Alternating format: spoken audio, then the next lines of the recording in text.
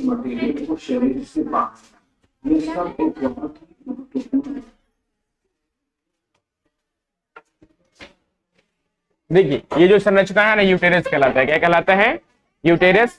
गर्भाशय, बच्चेदानी या वुम्ब के नाम से जाना जाता है। किसके नाम से? यूटेरस हो गया, गर्भाशय हो गया, बच्चेदानी हो गया और क्या हो गया? वुम्ब हो गया। ठीक है, देखो ये वाला जो पार्ट है ना ये ओवरी होता है। क्या होता है? ओवरी। और ये वाला पार्ट क्या कहलाएगा?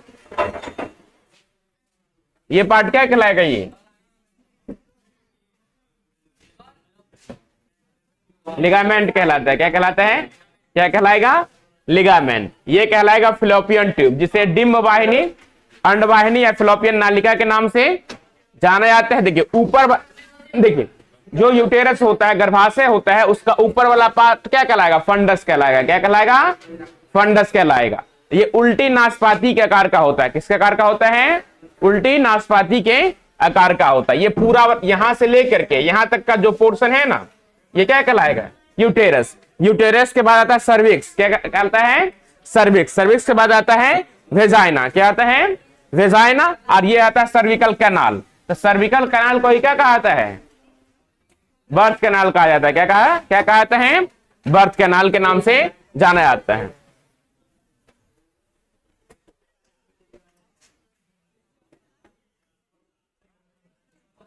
एक महिला हम मनुष्यों के यूटेरस यानी गर्भाशय, इसीलिए एक महिला की जिंदगी में उसका गर्भाशय। देखो गर्भाशय के अंदर ही बच्चा क्या होता है? डेवलप होता है। क्या होता है? जिस महिला में गर्भाशय नहीं होगा, बच्चेदानी नहीं होगा, वो बच्चे को जन्म नहीं दे सकती है। इस वीडियो में बहुत ही शॉर्ट में देखिए ये जो है ना, ये देखिए ये जो संरचना आपको दिखाई दे रहा है, ये क्या कहलाता है? यूटेरस कहलाता है। क्या कहलाता है? यूटेरस यानी गर्भाशय या बच्चेदानी या वुम्ब के नाम से जाना जाता है। हम बहुत ही प्रभावी तरीके से ये जानेंगे कि मानव गर्भाशय की संरचना आखिर। देखो अब इसे बीचों बीच क्या कर दिया गया? काट लिया गया। क्या कर दिया गया? काट लिया। तो ये जो संरचना आपको दिखाई दे रहा है ना, तो ये देखिए ये हो गया फिलोपियन नालिका। क्या हो गया? इस साइड वाला फिलोपियन नालिका। ये हो गया फंडस। क्या हो गया? ये गर्भाशय का इस साइड का भाग हो गया है। और ये कहलाएगा सर्विकल कैनाल या बर्थ कैनाल कहलाएगा। ये का गर्भाशय लगभग 8 सेंटीमीटर लंबा होता है, 5 देखिए सेंटीमीटर चौड़ा। मनुष्य का जो क्या होता है, हाँ गर्भाशय की जो लंबाई होगी कितना मीटर होगा? 8 से 10 अप्रोक्स 7 भी होता है। ठीक है, और ये जब बच्चे का बढ़ता है टाइम तो ये फैलता है और इसकी लंबाई भी बढ़ेगी और चौड़ाई बढ़ेगा। एक समान ये नहीं रहता है। और जब कोई स्त्री एक बार मां बन गई तो पुनः उस अवस्था में गर्भाशय नहीं आता, थोड़ा वो बड़ा रह जाता है। और 4 सेंटीमीटर ये थिक होता है और अंदर से ये पूरी तरीके से हॉलो रहता है, यानी खाली रहता है। देखो ये जो है ना, ये पूरा स्पेस क्या रहता है? खाली रहता है इसके अंदर, जिसके अंदर बच्चे से डेवलप होते हैं। एक नॉन प्रेग्नेंट। देखो ये वाला पार्ट क्या कहलाया? गर्भाशय कहलाया। क्या कहलाया? गर्भाशय। लगभग 30 से 40। ये कहलाएगा यूरिनरी ब्लैडर। क्या कहलाएगा? ये कहलाता है रेक्टम और मलाशय के बीच में क्या पाया जाता है? इस टाइप की संरचना, ऐसा संरचना क्या कहलाता है? यूटेरस यानी गर्भाशय के नाम से जाना जाता है। जो कभी भी प्रेग्नेंट नहीं हुई है, प्रेग्नेंट होने पर ये लगभग 5 किलो तक काफी हो जाता है। देखिए इसके ऊपर वाले पार्ट को फंडस कहते हैं और इसके बीच वाले पार्ट को, जहां पर ये हॉलो कैविटी है, उसे यूटेरस का बॉडी कहते हैं। और ये नीचे की ओर यूटेरस। देखिए ऊपर वाला पार्ट, ये वाला पार्ट क्या कहलाएगा?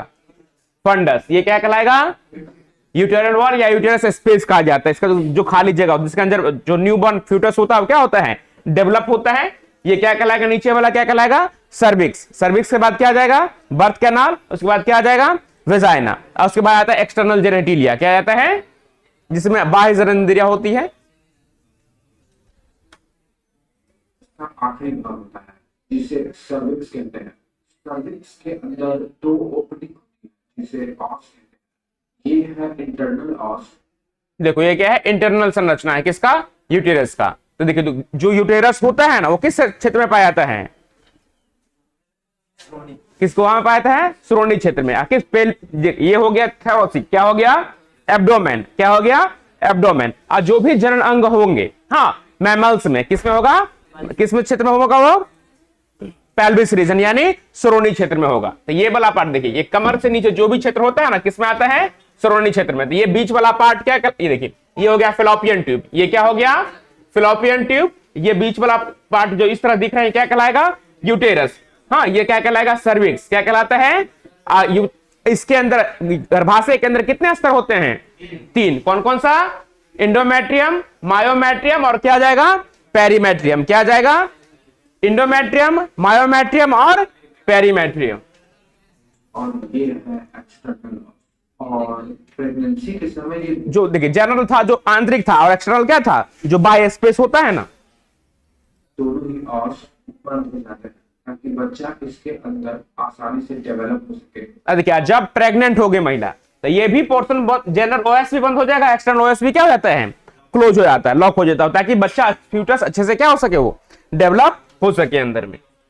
और अबॉर्शन नॉर्मली ये दोनों ही अब देखिए, आप जब और सही से काम नहीं किया, हाँ, तो बच्चा नहीं टिक पाता है। क्या कर पाया?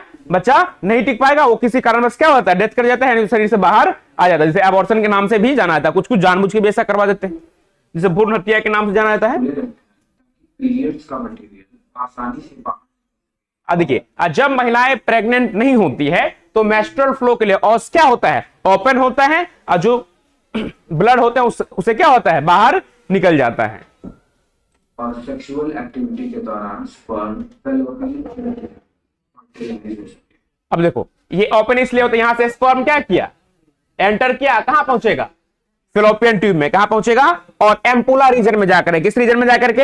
एम्पुला रीजन में जाकर के निषेचन की प्रक्रिया संपन्न होगा, फिर दोबारा वहां से रिटर्न आएगा और एम्प्लांट हो जाएगा। ये गर्भाशय मुख्यतः 3 लेयर से मिलकर बना है। देखिए, गर्भाशय कितने लेयर से मिलकर बना होता है? 3। हाँ, देखिए ये पहला जो अस्तर दिख रहा है आपको, ये वाला, ये क्या कहलाएगा? पेरीमेट्रियम। क्या कहलाएगा? पेरीमेट्रियम। ये जो मोटा वाला पार्ट है, ये क्या कहलाएगा?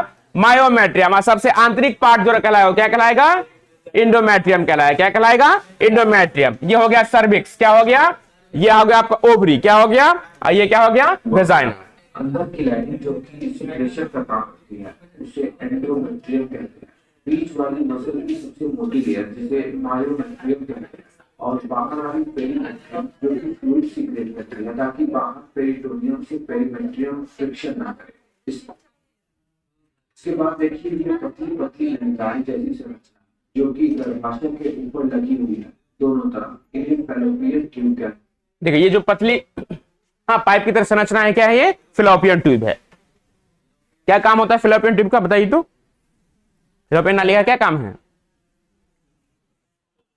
कर लिया गद्दारी ना। इसी फैलोपियन ट्यूब के अंदर ही एग और स्पर्म आपस में मिलकर फर्टिलाइज होते हैं। बहुत लोगों को ये कॉमन मिसकंसेप्शन है कि एग का फर्टिलाइजेशन यूटेरस में होता है। देखो, मतलब कभी ये पूछा है कि एग का फर्टिलाइजेशन यूटेरस में होता है, तो नहीं, एग का फर्टिलाइजेशन यूटेरस में नहीं होता है, फेलोपियन नालिका के अंदर होता है। कभी कोई रीजन लगा देता है, एम्पुला मार दीजिएगा, ठीक है? अगर सीधा ये है, अगर कहां होता है तो सीधा आपको क्या फेलोपियन नालिका कर देना है। पर बिल्कुल भी ऐसा नहीं है। फेलोपियन ट्यूब नहीं होता है।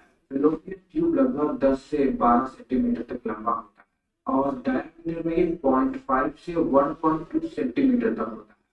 इसके एंड पर एक अंडे जैसी संरचना जो आप देख पा रहे हैं, यही होता है ओवरीज, जहां पर महिलाओं में ओवम यानी अंडाणु। अब देखो, ये क्या था? फिम्ब्रिया था, छारा लग जो था ना, क्या को अटैच कर लिया, पकड़ लिया उसे। देखो, तो ये देखो, और उसके ऊपर एक फनल जैसी संरचना ये कही जाती है इनफंडिबुलम। जिसे कीप कहते हैं। क्या कहते हैं? कीप। ओवम यानी अंडाणु बनते हैं। जैसे पुरुषों के टेस्टिकल्स में स्पर्म बनता है, ठीक उसी तरह महिलाओं में ये ओवरीज होते हैं जहां पर एग बनता है, यानी एक स्त्री जर्म से। अगली वीडियो में हम ये जानेंगे कि महिलाओं में, अगला वीडियो तो बन रहा है।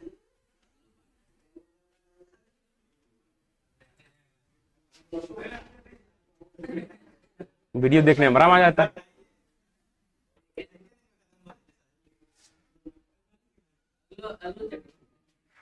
सब चैप्टर में दिखाएंगे।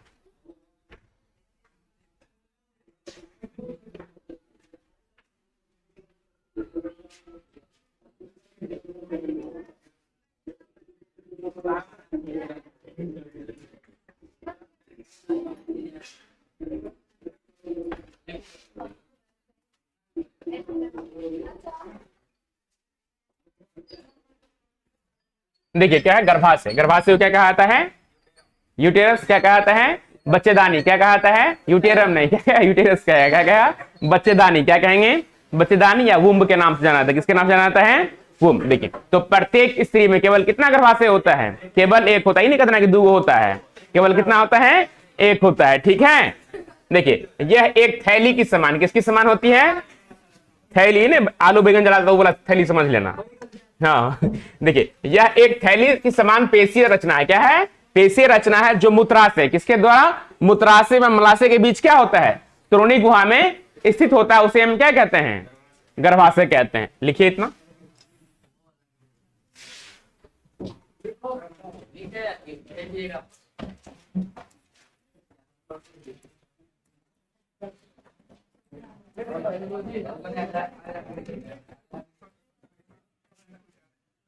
सात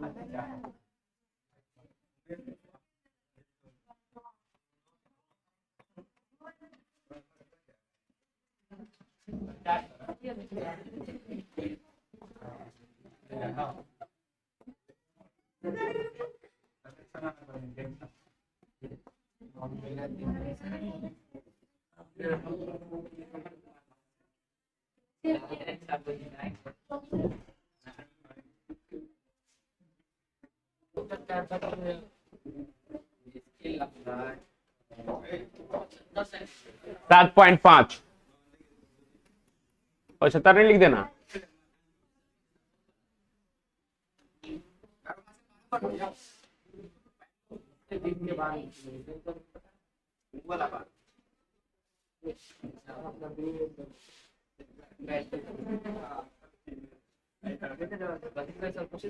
क्या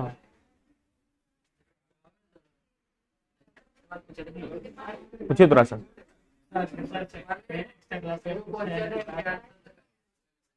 बीच में तो क्लास में पूछना जो भी क्वेश्चन।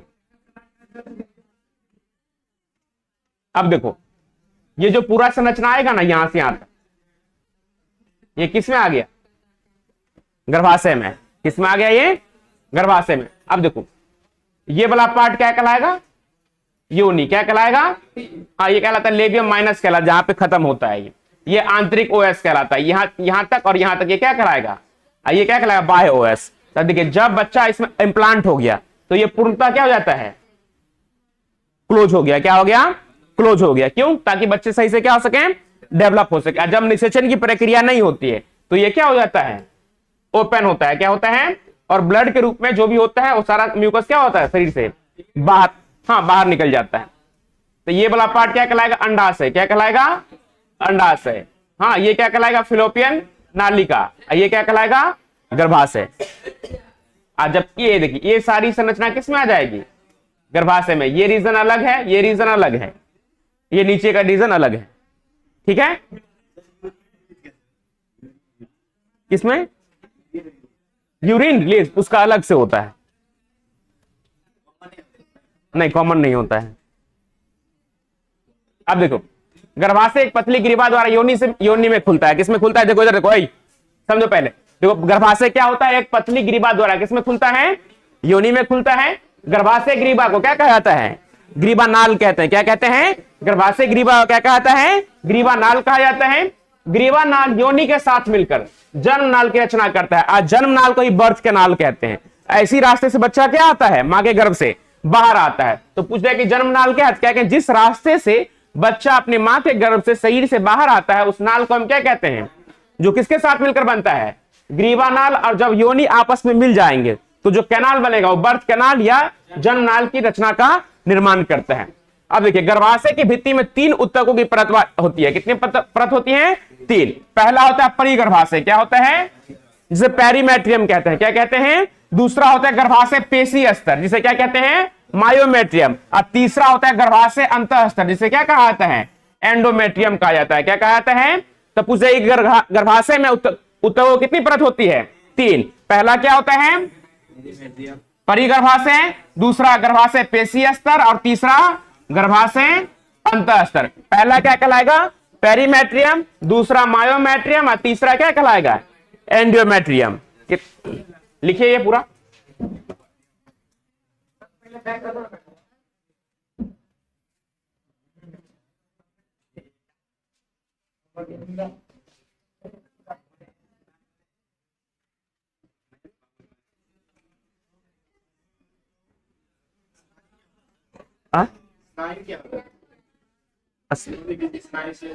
पतला लिगामेंट जो होता है ना, नहीं दिखाए थे उसमें।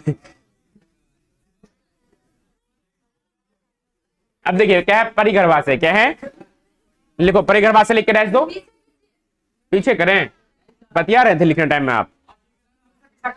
हाँ लिखिए, फेयर कर रही है यहीं पे,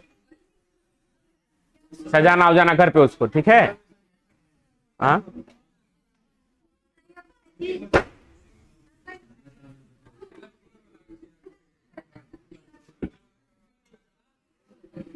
लिख लिया। अब देखिए अगला है परिगर्भाशय, क्या है, इधर देखो, हल्ला नहीं करो, क्या है परिगर्भाशय, किस नाम से जाना जाता है इंग्लिश में, पेरीमेट्रियम। देखो गर्भाशय की पहली झिल्ली में संरचना को क्या कहा जाता है, परिगर्भाशय कहा जाता है। जो गर्भाशय का पहला स्तर होगा ना और ये झिल्ली में संरचना होता है उसे हम क्या कहते हैं, परिगर्भाशय कहते हैं। लिखिए, लिखो ना, पहला है, पहला लीजिए परिगर्भाशय।